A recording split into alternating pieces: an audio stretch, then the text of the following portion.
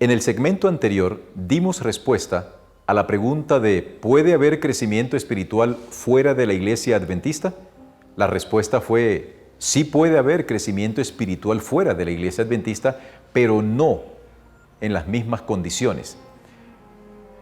Ahora vamos a tratar de analizar qué ocurre al interior de la iglesia adventista en esto del quehacer teológico. Es evidente que la iglesia está atravesando por un momento interesante de lo que tiene que ver con esto del quehacer teológico. Prácticamente podríamos decir que la teología dentro de la iglesia adventista la están realizando más los evangelistas que los propios teólogos. ¿Por qué? Por la evidencia de que los evangelistas son las voces de resonancia, son las personas que más se ven y por lo tanto lo que ellos transmiten, con frecuencia los miembros de la iglesia es lo que aceptan. ¿Es malo el evangelismo? Por ningún motivo. ¿Están equivocados los evangelistas cuando exponen algunos conceptos? Yo pienso que no. Y en el eventual o hipotético caso de que alguno cometiere un error de naturaleza teológica, se hace sin culpa, se hace sin el deseo propio de hacer un daño a la iglesia. Es allí donde es importante que la iglesia medite en cuanto a cómo recuperar los espacios para el quehacer teológico. Voy a proponer dos. El primer espacio es que cada unión, así como tiene representados los diversos departamentos de apoyo a la iglesia que están presentes en el organigrama de la Asociación General, así como cada uno de estos departamentos aparecen en el organigrama de las divisiones, yo propondría de que ese mismo organigrama que también aparece en las uniones, en las misiones, en los campos experimentales, incorporen uno de los aspectos más importantes, uno de los departamentos más importantes que tiene la iglesia, a saber, el Instituto Bíblico de Investigación. Hace algunos años le propuse a un amigo, presidente de una de las uniones, que si pudiese incorporar en el organigrama de la unión una extensión del BRI, Biblical Research Institute, del Instituto Bíblico de Investigaciones de la Asociación General. La propuesta que yo haría para recuperar el espacio del quehacer teológico es que en cada unión los mejores teólogos de esa unión formen la extensión del BRI con la anuencia de la dirección del BRI allá en la Asociación General. Esto nos permitiría a nosotros, en cada unión, tener momentos con todos los pastores para hacer teología. El director de mayordomía reúne a los pastores para presentar los proyectos de mayordomía. El director de escuela sabática reúne a los pastores para presentar los proyectos de escuela sabática. Pero a veces no se abren los espacios para esta reflexión y sobre todo en algunos lugares donde ciertos movimientos espurios han ganado fuerza o incluso han destruido congregaciones porque el pastor distrital no tiene el tiempo y a veces, y hay que decirlo, las herramientas teológicas para hacerle frente a este tipo de movimientos que generan inestabilidad teológica dentro de nuestra iglesia.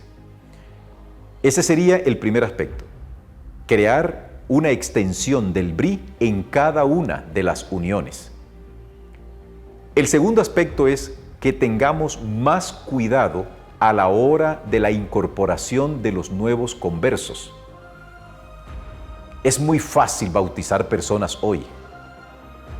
Hoy existe un prurito espiritual, hay hambre, hay comezón de la palabra de Dios, pero no siempre el catecúmeno queda bien evangelizado. Y no es de extrañar que el catecúmeno viene también con sus preconceptos. Es muy difícil desarraigar del corazón del ser humano la cosmovisión propia. Así que cuando una persona entra a la pila bautismal, aunque la pila bautismal borra los pecados cometidos desde ese momento hacia atrás, no elimina la cosmovisión de esa persona. Y con el paso del tiempo, esas personas que proceden de algunas filosofías, de algunos conceptos materialistas, humanistas, panteístas, entran a la iglesia y se convierten en líderes. La teología que ellos traen, esa teología va a permear en mayor o en menor grado el quehacer teológico de la iglesia. Y es por eso que hoy vemos, para colocar solo un ejemplo, cómo, teniendo la palabra profética más segura, tenemos predicadores que se aventuran en el inestable lago de las predicciones de tratar de decir el día, la hora en la cual o en el cual Cristo ha de regresar por segunda vez. Todo esto, desde mi reflexión, hace de que pierda credibilidad la teología adventista. Por lo tanto, estas dos propuestas sería interesante que se analizara. No necesariamente tiene que hacerse tal cual como se está exponiendo, pero por lo menos sí, un análisis que permita mirar si vale la pena esto. Termino esta reflexión invitando a cada uno de los oyentes para que sea un investigador de la palabra de Dios. Atrévete a ser un pensador, no un reflector de las ideas y de los pensamientos de los demás. Pero ten cuidado también de que en el acto de no ser un reflector, sino un pensador, tus pensamientos vayan en contravía de lo que la Iglesia adventista a nivel mundial acepta como la revelación. Nunca olvides que Dios no le hablará jamás a una sola persona de un aspecto de la salvación que sea vital. Nunca habrá luz para una sola persona. Así que, mi querido oyente, en tu quehacer teológico, incorpora siempre un principio. La humildad del conocimiento es muy importante a la hora de establecer nuestros parámetros de investigación. Siempre hay algo más que saber. Acuérdate, nos queda la vida eterna. Y en la vida eterna, el cúmulo de conocimiento que los seres de otros mundos han almacenado, y sobre todo por ser guiados por la mente divina y perfecta de nuestro Dios, ¿te imaginas la enorme cantidad de información que por la eternidad estaremos acumulando? Por lo tanto, en esta tierra, en esta orilla del universo, en este átomo celestial como es la tierra, no pretendas que agotemos aquí todos los temas ni todos los conceptos. Dios permita que cada uno, en su respectivo puesto del deber, cumpla para Dios la misión de ir y predicar el Evangelio a todo el mundo, pero sobre una estructura teológica sólida, sobre la roca influctuante que es Cristo Jesús.